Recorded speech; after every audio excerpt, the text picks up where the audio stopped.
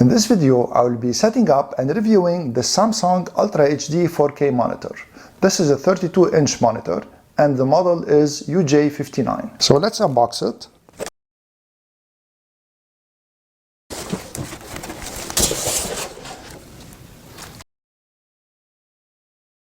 So it comes with an HDMI cable only. It doesn't come with a DisplayPort cable, which is a shame. This is the neck and this is the base. These are the inputs, outputs of the monitor. This is here the power input. This is the 3.5 millimeter jack for audio, display, HDMI and HDMI. So to put the base in place, just put it like that. And you need to slide it in like that. And this is it in place. Of course, this one here, it's very easy. So it has a screw here.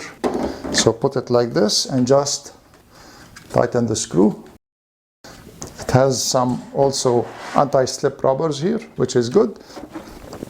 So here's the screen. Let me remove the protection. On the base of the monitor, you have a cable management system. It cannot accommodate too many cables, but nevertheless, it is very good. But I had also to support it with a fastener, so to have a clean installation and to be able to hide all the cables. For gaming, I tried the monitor with my favorite game, which is Asphalt 9. And I found out that the colors are vibrant, the display is really good, no stuttering, and there is no delay in the display, and I really liked it for gaming. Mind you, I'm not a big gamer, I just like to play Asphalt from time to time. But I think gamers will be happy with this monitor. Even though this is an entry-level monitor in the 4K lineup of Samsung, Samsung didn't skim on the quality of the display.